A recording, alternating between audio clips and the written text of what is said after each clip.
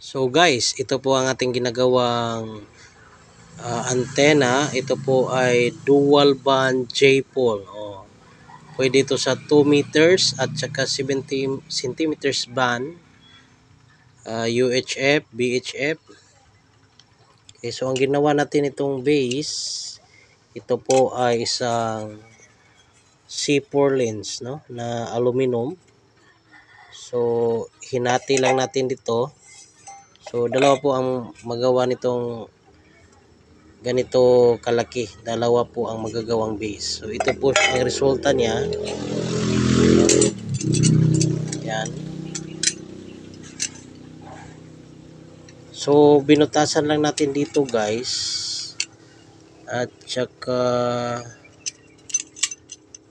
nilagay natin dito, no, saka dito natin nilagyan ng rivets, no, para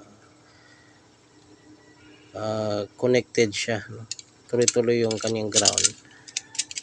Saka ito rin. So ang ginawa natin na holder para sa kanyang radiator element, no?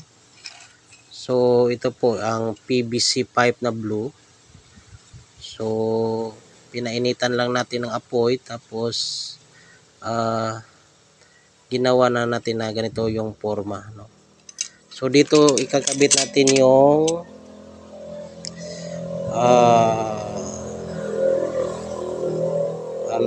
hot wire, no, yung nasa gitna ng ating wire, yung mga RG58 ganon.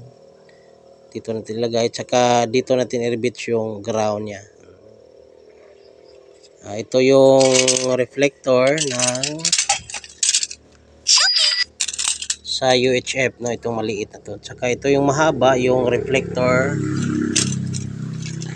ng signal para sa BHF, no?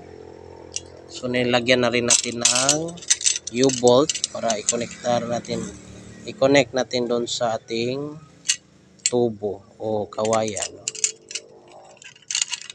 So ganito po ang maging itsura niya, no? Yan. Ang ganda ng antena na to, no? Malakas yung audio tsaka yung signal.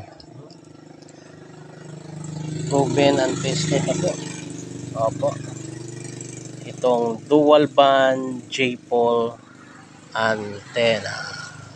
Okay. Alright. Para sa mga sukat nito, pwede pa kayong mag-direct message sa akin. Okay. So ulitin ko, itong C4 lens aluminum, dalawa po ang magagawa natin na base plate. Ito. Kasi hahatiin natin ito. Okay. So yan lamang po guys ang ating tutorial ngayon. Okay. Maraming salamat po.